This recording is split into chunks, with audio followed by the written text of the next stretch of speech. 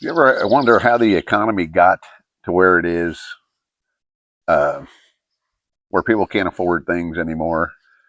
Uh, just the cost of everything completely out of control, all while wages have just slightly gone up. Well, I was kind of studying up on it, and it kind of starts in 1913 with the Federal Reserve when that was voted in, which it's called the Federal Reserve, and I think a lot of people know it's not part of the government. It's just a central bank. Um, there was, I think, 25 senators that voted against it, uh, 43 that voted for it.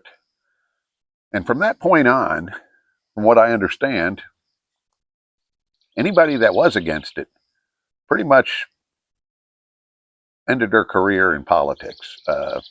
It was something that just wasn't going to happen.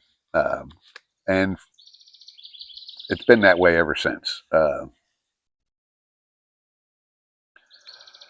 what it was supposed to do, I guess, is safeguard us. Um, it didn't safeguard us from the 1929 Depression, um, but what it did do is it set up a way that an economy that benefited financial people much more than the U.S. citizen. Um, we did good after World War II. Keep in mind, our at that point, and up to that point, and after that point, we still had a gold standard. Um, so the money was backed. Our money was backed. Um, and if the U.S. borrowed on the dollar, it was backed, which was part of the whole idea of the Federal Reserves was to be able to borrow and to have funds for war and uh, other things. In any case, the the gold standard was ended in I think 71 by Nixon, and at that point, the money was our our dollar was worth what pretty much what the Federal Reserve said it was worth. Uh, and that started, some new things happening. 1980s savings and loans, the Enron, '08 housing bubble, then of course COVID, you know, and every one of those times, when inflation went another touch higher to cover the loans that basically bailed out the big financial people that this Federal Reserve was designed to protect. We, the people, paid the bill, and we continue. I mean, people lose their pensions, they lose their houses, and every one of these people lost a lot. The people lost, and the financial people gained. So it's obviously not working like originally intended, uh, or maybe it is. I'm not a financial wizard. I'm not educated in it, and it it's definitely worked to the advantage of bankers, I guess, and politicians, but not to the people. Can the Fed ever be ended? I think probably not, unless it just becomes, the dollar becomes completely worthless. Uh, and I think the next step is what the dollar is becoming in anyway is a digital currency. And that'll be where the Fed goes, into a digital currency, because the dollar, it really has no value. And a digital currency, the advantage of that'll be they'll be able to shut your money off should they so desire. Uh,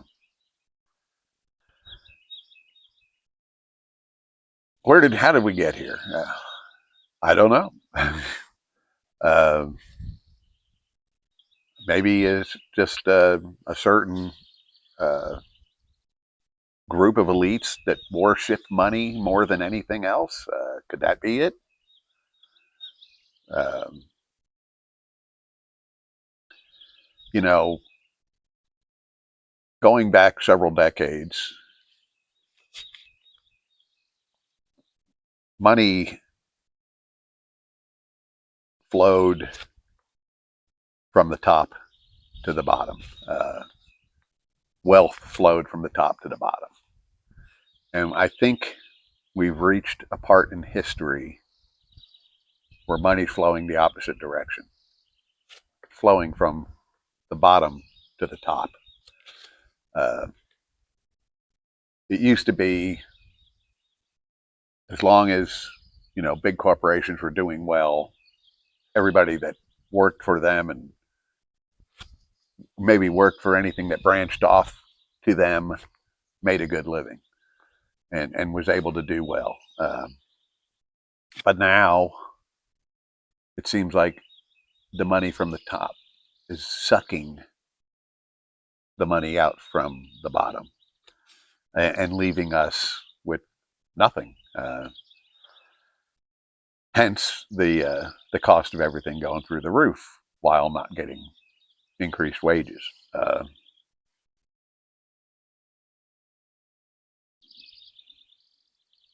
How do we stop that? Well, it's getting kind of late to turn off the spigot. Pretty soon we won't have a spigot to turn off. But that's what's happening. I actually think uh, we're coming to a point where, and history has shown it over and over again. I mean, everybody thinks, oh, certain things can't happen, but this has happened in history over and over, and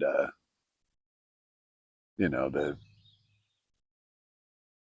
something is going to happen that's bad, which may be why so many of these elites are building bunkers now. Which I was listening to a thing about one of them building a bunker and becoming a multi-billionaire, and now he's getting his bunker built somewhere in Australia or New Zealand somewhere. And the guy said that was talking about it said, "Oh, so that's the end game: is build a bunker and go live in it, and go through life worshiping money, get all the money you can, and then go live in a bunker." Is that success? Uh, I'd like to be out, in the country, in the woods, and enjoying nature. To me, I mean, if I was super wealthy, that I would just want land and be out in the open.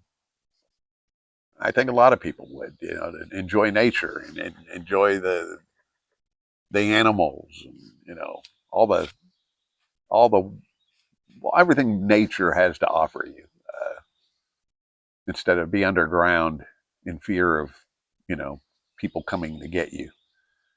Um, but hey, we all have a different idea of what success is, I guess. Um,